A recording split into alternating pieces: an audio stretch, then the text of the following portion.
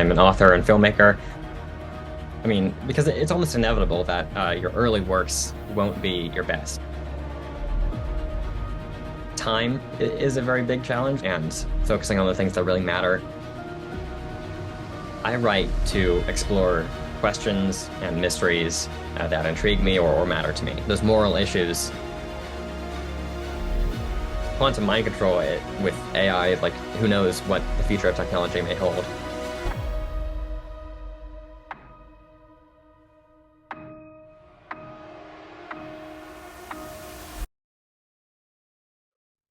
I'm Grayson. I'm an author and filmmaker. I also make YouTube videos, compose music, and I run a publishing company called Winter Forest Press. I live in New York City. I've been here my whole life. Yeah. How is living in New York City? That is very irrelevant. I'm just very curious. No, yeah, I mean, it's a really cool place to grow up. And especially like I've been homeschooled my whole life, and we call it city schooling because there are so many great places to go in the city. Like we have classes at museums and these world-class institutions that you can go to, and just you know, in terms of the arts, you got theater and all kinds of things. So it's been a really cool place to grow up. Um, yeah, I'm just so grateful I get to be here. Yeah. Yeah, that's wonderful. And you mentioned you're homeschooled, so I'm curious to find out, do you feel like being home educated gave you the tools to be where you are now in terms of, to me, you seem like someone who's very entrepreneurial. You're very much kind of pursuing things, you're very much setting your own deadlines, you're building your own company in a sense with the publishing. Do you think being home ed gave you the space to develop those and gave you the tools to kind of continue that? Definitely. I think back when I was even younger, it sort of gave me the time and space to pursue my own creative projects, whether that was writing books or making films, and that allowed me to find the things I was really passionate about, and then develop those over time. And yeah, so it's definitely allowed me to do things that I otherwise probably wouldn't have had time to do, and to explore things that I otherwise wouldn't have explored. So I think it has been a really important and integral part of how I've grown up, and I'm grateful for all the ways it's allowed me to find what I love doing creatively and pursue those things. It's nice to hear that as well, because I was actually also homeschooled when I was growing up. So it's not very often that we meet fellow homeschoolers. Yeah. But yeah, that's cool. And speaking of publishing, you obviously started your own company, or you're building your own company rather. So what was kind of the thought process behind that? Why did you choose to start your own publishing company, and where are you planning to take it in the future? Yeah.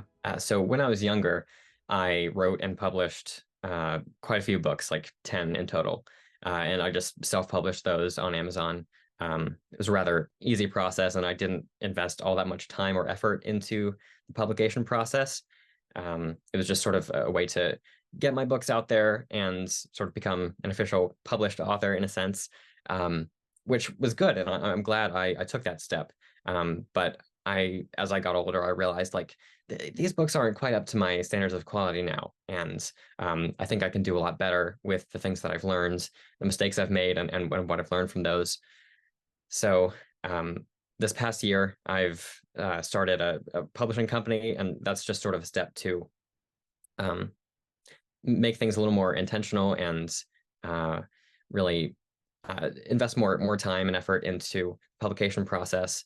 And it also has sort of opened the door to publish other authors' works in the future, which is not something I'm doing right now, but in the future, that is the plan. I'd love to help other writers bring their creative visions to the world, and so starting this publishing company is a step toward doing that. Okay, that's wonderful. And I find it very interesting because I've actually interviewed a couple of other authors, and they all tend to take the same route. They start with self-publishing, and then they end up creating their own publishing company. So I'm sure there's many benefits. So obviously, like doing that, running the publishing thing and writing and filmmaking, all very time consuming. So I was gonna ask you, how do you manage and find space and time to invest in all of those career lines to such a high quality? Because I've obviously looked at your stuff, and your work is very high quality, from the writing to the YouTube channel. So yeah, how do you achieve that? Well, I mean, as I mentioned earlier, being homeschooled helped with that, because you can sort of go at your own pace, and that frees up time, and in some cases to work on creative projects in your spare time. Right now, I've graduated high school, and I'm not currently a student, so that allows me to invest more time into my creative projects and entrepreneurial projects. So that's where I'm at right now. But in terms of like being a student and managing time and creative projects, I think you have time for what you make time for. So it's really just a matter of I mean, it sounds simple, but it can be hard to implement. Just carving out that time in the day to actually work on the things that really matter to you. Um, and that can be as simple as just like finding time where you're, I don't know, on social media or something, or doing something that's not super productive or creative, and trying to turn that into time where you can be working on your projects. Easier said than done, but if you can find a way to find that time, even if it's just like a little 15-minute chunk here or there, that can really help you make progress iteratively, in little small chunks over time. That's amazing. What are you studying, by the way? Um, well, I'm currently not in school, so I suppose I'm studying uh, creative things like writing and publishing. And I mean, I've been spending a lot of time researching that and how to start a business. And so in many ways, I still am a student, just not in an institution like a school at the moment. No, that's cool. Because you mentioned you're a student, I was like, oh, are you in college or not? But yeah, that's interesting. Though I guess we're always learning, so we're always kind of students in life, I guess, in some shape or form. And I was gonna ask, what has been the biggest challenge for you? And I was gonna ask about the publishing company, but I think I'm just gonna ask in general. What has been the biggest challenge for you, that could be in writing and producing? Just yeah. Hmm. I think time is a very big challenge. Like I always set deadlines for myself, and sometimes I have a hard time meeting those deadlines because I'm very ambitious, or at least I tend to be very ambitious when I'm planning ahead. So just being a little more realistic is something I've had uh, to work on over time, and also just getting better at time management and focusing on the things that really matter, because it's very easy to get caught up in all the little details of a project and just spend so long working on a video, or even just like a specific paragraph of a book, when you really have to like think about the bigger picture. And while it is important to find that balance of like working on the quality of something and uh, perfecting it as best as you can, you also don't want to be a perfectionist and then spend all your time working on one project and then never move on to the next thing. Because really, improvement comes from working on many different projects, on getting things out there, on sharing your work, getting feedback on it, and then making the next thing. Okay, that's a very unique perspective. Thank you for sharing. And as a creative, then, because you write as well, and stuff like that, and you filmmaker, what do you want your legacy to be? Like, what's your message behind your work? Because I know for writers, because I write as well myself, that there's always like an underlying thing that you're trying to communicate that sort of weaves its way into all of your work somehow, somewhere. So yeah, what would yours be? Yeah, I mean, I think I write to explore questions and mysteries that intrigue me or matter to me. So I'm not always trying to find an answer, but all of my books really have some sort of central theme that I'm trying to explore from different angles, through different characters and subplots and ideas, and really just sort of interrogate these ideas, explore their dramatic potential, sort of understand the emotional and psychological depths of these questions. I mean, I know that's very abstract, but that's sort of what I try to do with my books. Like a book that I'm working on right now, which is a sci-fi novel called Catalyst of Control. That, as the title sort of indicates, is about the theme of control, and that's sort of exploring everything from self-control to control of others to literal mind control, and uh, so it's also just exploring like the sort of gray area between like when is control good, and then when does it tip over into a harmful and destructive degree of control? So finding that gray area, exploring those moral issues raised by these themes, that's what I really write to explore and discover and delve into. That's really interesting as well because it's very, very relevant to the situation today, like with Israel and Gaza, with Ukraine and Russia, in terms of kind of people wanting to be in control and kind of the positive and negative impacts that has. Do you feel like as a young person through your writing that you're able to kind of probe and express your perspective on what's happening with the world without kind of like going out and shouting it out plainly? Yeah, no, absolutely. I think writing is a more subtle and nuanced way to explore different topics without like directly addressing them, or like trying to without being too preachy, I suppose. Yeah. Um, because I mean, like I said, I'm not always trying to find an answer or tell the reader something. I mean, sometimes I am, but often, more often than not, I think it's more about um, just interrogating these questions, uh, displaying the different sides of a theme, and through different characters, showing different perspectives, and then sort of allowing the different characters and the different readers to come to their own conclusions. And of course, I mean, I tend to have like a theme or an idea that I am trying to convey, but it's more about that journey toward an answer, rather than finding the answer itself. Especially because like I'm pretty young, and so I'm not claiming to have any big answers about the world. It's more about exploring these questions I have, exploring these themes, and in that way, exploring these broader themes that affect our world and affect our lives. Okay, that's really cool. So you mentioned your new book. I know always when there's a new book out, it's all under wraps. So of what you can tell us, what can you tell us about the Catalyst of Control? Yeah, so it's the first book in a sci-fi dystopian series. Um, it's set about 100 years in the future, and it's about the creation of quantum mind control and sort of the arms race to develop that. And the protagonist, Kyrus Varden, who is caught up in the middle of that conflict, Mm, and it sort of develops into this whole world-changing saga.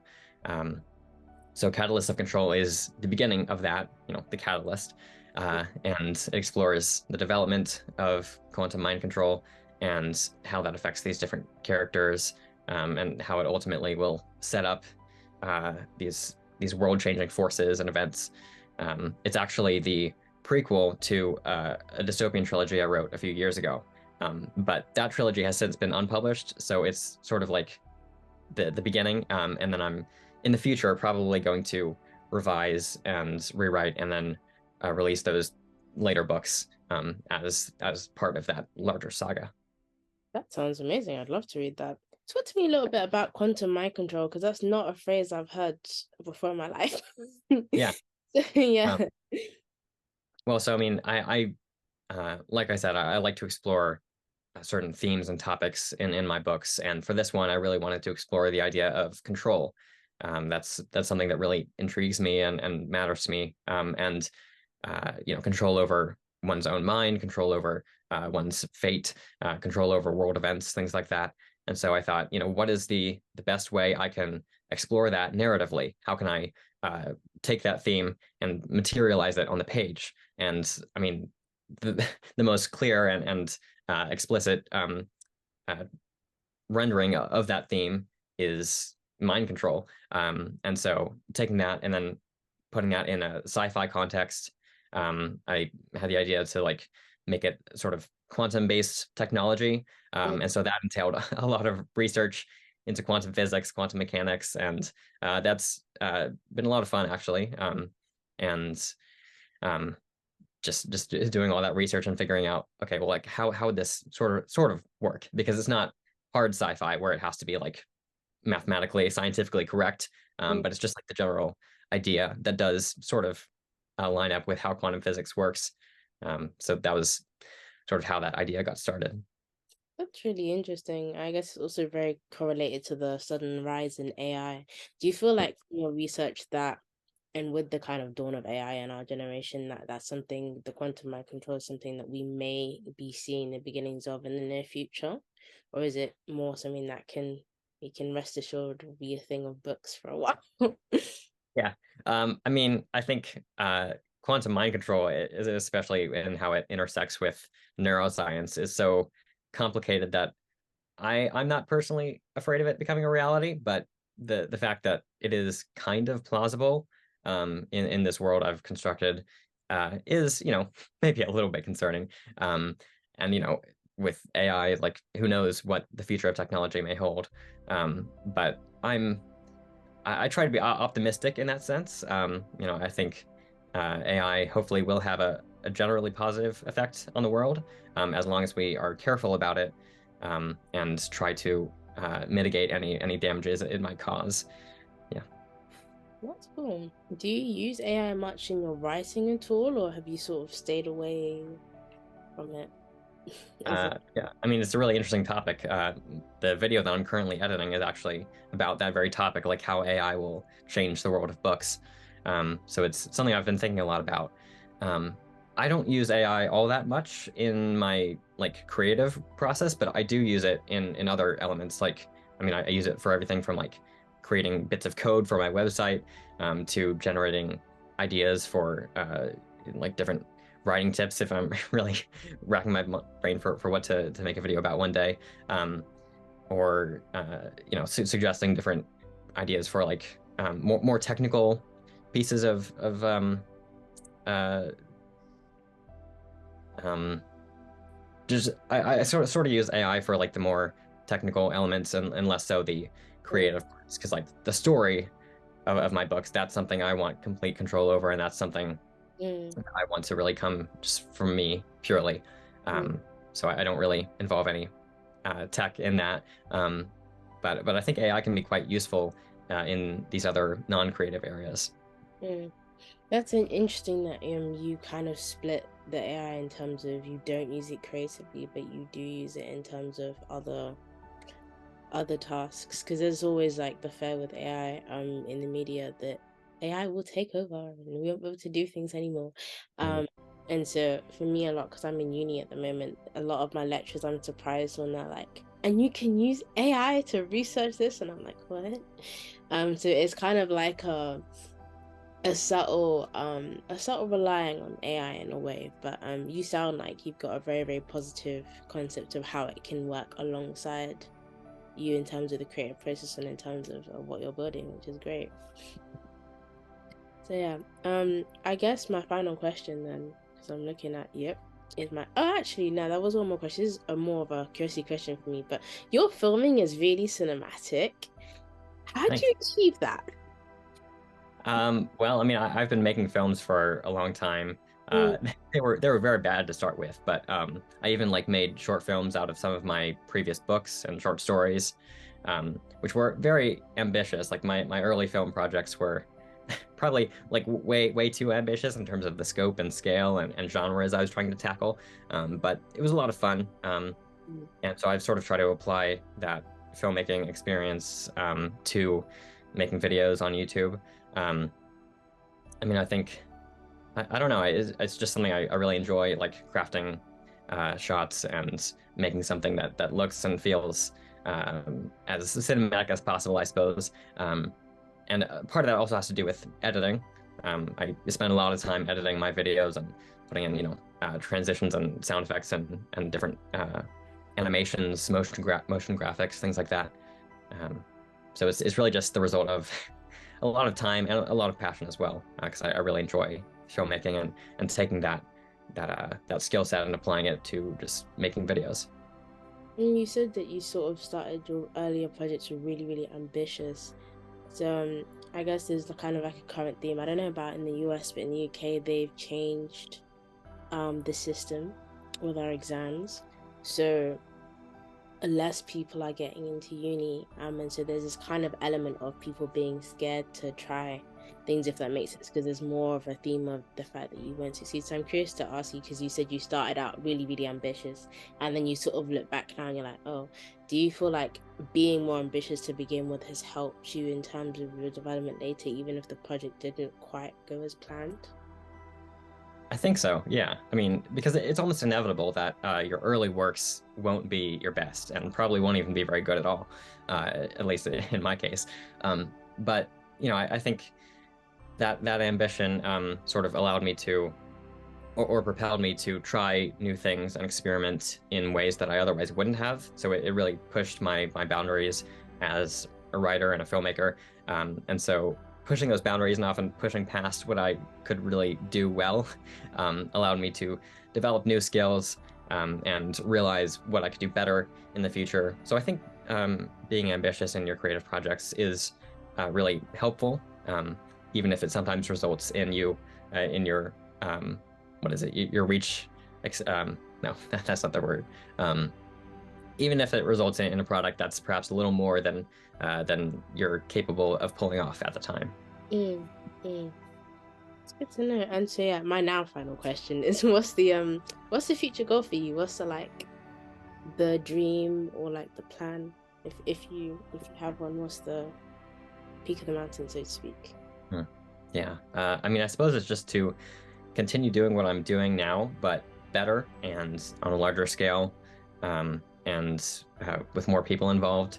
I would love to sort of build more of a community around my work and get to know other authors and creatives, and write more books. I have a lot a lot of ideas and projects I'm working on.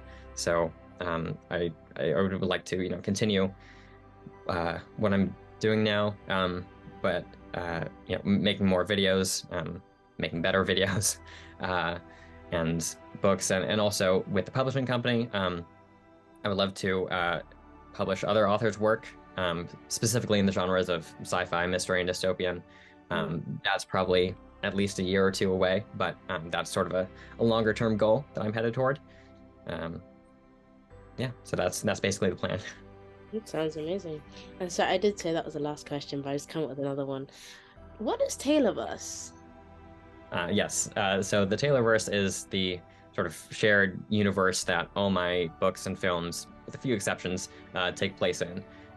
So that includes my current projects and also many of my older works. Um, Although, like, I'm constantly debating, like, okay, what is canon and what's not, since some of my older works, like, I want to revise and change some things. But it's sort of fun just to have this big interconnected universe where you might just have like a few small details crossing over from story to story, Mm. um, but it just allows me to create this broader universe that encompasses all sorts of genres, and I just find it's a fun setting, a sort of fun sandbox to play around in and set all these different stories in. Mm. So who knows? You may be seeing Tale of Us rivaling with Marvel Universe in the future, maybe. But yeah, that was actually my last question. So yeah, that's all I wanted to ask. But thank you so much for coming on and kind of sharing and talking about your work and answering all my weird and wonderful questions. Absolutely. Thanks for doing this.